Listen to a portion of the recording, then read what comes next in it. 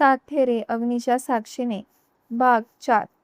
विवाह सोहळा खूप थाटामाटात पार पडला होता. मधुकरराव मकरंदने त्यांना पाहून हात जोडून नमस्कार केला. बोला पाहुणं, सगळं ठीक तर आहे ना? नाही म्हणजे तुमच्या पाहुणचार करण्यात आम्ही कुठं कमी तर पडलो नाही ना? मधुकर मकरंदला पाहून वापून हात जोडून बोलत होता.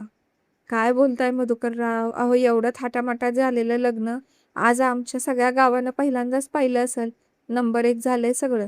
मकरंद खुश होऊन ताठ छाती करून बोलला. त्याचं बोलणं ऐकून मधुकर आणि त्यांच्या मागून बोलणं ऐकत उभारलेली प्रमिला दोघांनाही खूप आनंद झाला. बरं, चला आता आम्हाला रिकामं करा, खूप लांबचा पल्ला गाठायचा आहे. मकरंद म्हणाला तसं मधुकरराव आणि प्रमिलाचं काळीज दस्त झालं. त्यांना अनुष्का आणि तिच्या पाठीवर केतकी अशी 2च अपत्य होती. त्यात अनुष्का तर गेली होती, आता केतकीची पण जायची वेळ झाली म्हणून त्यांचा जीव वरखाली होत होता. त्याने मकरंदच्या हातात हो म्हणून हात मिळवला. त्याच्या हातची थरथरच त्याच्या हातावर लेकीवर असणाऱ्या प्रेमाची जाणीव करून देत होतं. काळजी करू नका मधुकर, अहो सून नाही लेक घेऊन जातोय आम्ही. मकरंदच्या बोलण्यावर मधुकरला थोडं बरं वाटलं. ताईसाहेब, माझी पोर लहान आहे अजून.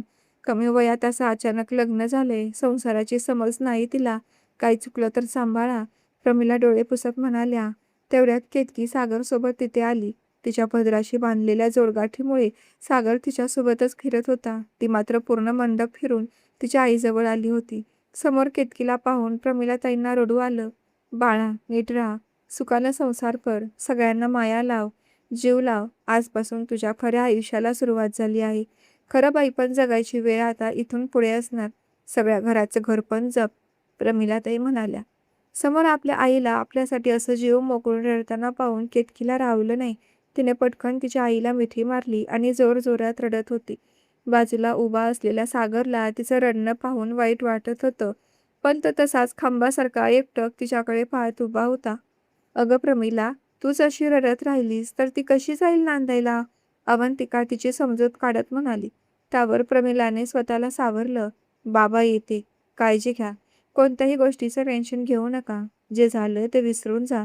केतकीच्या बोलण्याने मधुकरलाही गहिवरून आलं. त्यांच्याही डोळ्यातून आसू आली. बस करा आता रडणं, आम्ही काय लेकी नांदायला पाठवल्याच नाही का? पण एवढं मळूमळू रडलो नाही आम्ही कधी. मधुकरची आई प्रमिलाला हिणवून म्हणाली. आई, अगं ही वेळ काही चर्चा करायची आहे का? थोडं शांत बस ना. तो काळ वेगळा होता, आताचा काळ वेगळा आहे. अवंतिकाने आपल्या आईला आवरलं आणि तिला घरात घेऊन गेली. मकरंदने आणि त्याच्या पूर्ण फॅमिलीने सर्वांचा निरोप घेतला आणि केतकीला घेऊन ते त्यांच्या गावी शिराळ्याला जायला निघाले. गाडी बरीच मोठी असल्याने मकरंदची पूर्ण फॅमिली एकाच गाडीमध्ये मावली. समोर ड्रायव्हिंग सीटवर सागरचा मोठा भाऊ रमेश, बाजूला मकरंद, मागील साईडला शेवंता व नीता, सोबत अजून काही नातलग होते. मधल्या सीटवर मात्र सागर आणि केतकीला बसवलं होतं. गाडी चालू झाली होती. 2 तास असेच निघून गेले. जायला रात्र झाली होती. पूर्ण रस्त्यावर अंधार पसरला होता. शिरोळा यायला अजून 3-3.5 तास तरी लागणार होते. सगळेच लग्नात थकल्यामुळे सर्वांचा डोळा लागला होता. पण केतकी मात्र झालेल्या घटनेचा विचार करत होती. आपल्या बहिणीने केलेल्या चुकीची भरपाई तिला अशा प्रकारे करावी लागेल कधी स्वप्नातही वाटलं नव्हतं. केतकी लहानपणापासून अभ्यासात हुशार होती. पूर्ण क्लासमध्ये तिला तिचे फ्रेंड्स टॉपर म्हणूनच चिडवायचे. केतकीला भाऊ नव्हता, ती आणि तिची बहीण दोघीच. तिची आजी तिच्या आईला मुलावरून घालून पाडून बोलायची, पण तिच्या आईवडिलांनी कधीच मुलगा आणि मुलगी यात भेद केला नाही. देवाने आपल्याला 2 सोन्यासारख्या मुली दिल्या, यातच ते सुखी होते. आपल्याला मुलगा असावा याचं दुःख त्याच्या चेहऱ्यावर केतकीला कधीच दिसलं नाही. याच मुली आपल्याला मुलापेक्षा जास्त जीव लावतील, मुलाची कमतरता भरून काढतील. वडील शिक्षक असल्याने त्यांचे विचार सुद्धा सुशिक्षित होते. पण आज अनुष्का भर मंडपातून निघून गेली. याचं वडिलांना झालेलं दुःख केतकी विसरू शकली नाही. का ताई, का अशी वागली तू? अगं मला तरी सांगायचं. किती सांगायची काही काही मला, तुझी सगळी गुपितं तू मला सांगायची. मग एवढं मोठं सत्य का सांगितलं नाहीस तू मला? तू आमचा थोडाही विचार केला नाहीस. केतकीचं मन तिच्या बहिणीच्या विचारात गुरफटत होतं. तिच्या डोळ्यातून पाण्याचा एक थेंब ओघळत तिच्या खालावर खाली आला. त्या गरम पाण्याचा स्पर्श गालाला जाणवताच ती भानावर आली. शिकून खूप मोठं फॅशन डिझायनर व्हायचं स्वप्न होतं तिचं. आई वडिलांना कधीच मुलाची खंत वाटू द्यायची नाही. ती स्वतःला त्या घरचा मुलगा समजायची. तिला इतक्यात लग्न करायचं नव्हतं. पण बाबांची खाली गेलेली मानही तिला सहन होणार नव्हती. म्हणून आपली सर्व स्वप्न धुळीशी लावून ती मुठीत जीव एकवटून लग्नाला उभी राहिली होती. बाजूला डोळे बंद करून झोपेचं सोंग घेऊन बसलेला सागर मात्र अंधारामुळे तिला जरी पाहू शकत नसला तरी तिला अनुभवू शकत होता. तिची रडण्याची मुसमुस ऐकून ती रडते हे त्याच्या लक्षात आलं होतं, पण करणार काय? त्याने ही घराण्याची इज्जत राखण्यासाठी होकार दिला होता.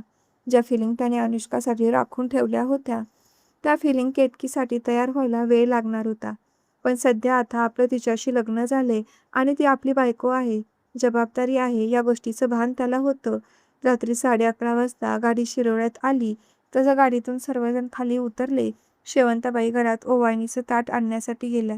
सागरही गाडीतून खाली उतरत होता, पण केतकीच्या पदराला बांधलेल्या जोडगाठीमुळे त्याला ओढ जाणवली. त्याने मागे वळून पाहिलं. तिचा डोळा लागला होता आणि ती मस्त पापण्या बंद ठेवून शांत झोपली होती. त्याने तिच्यावर नजर टाकली आणि तो क्षणभर तिच्यावर स्थिरावला. प्रवासाचा थकवा तिच्या चेहऱ्यावर दिसत होता. डोळे रडून रडून सुजले होते, ओठ कोरडे पडले होते. तिला तसं पाहून त्याची तिला उठवायची हिंमत होईना, पण गृहप्रवेश करायला वेळ झाला होता. केतकी, त्याने तिला आवाज दिला.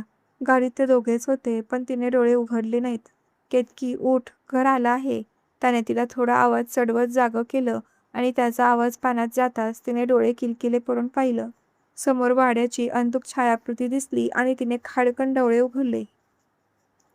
आपण घरी पोहोचलो या गोष्टीचं तिला भान आलं.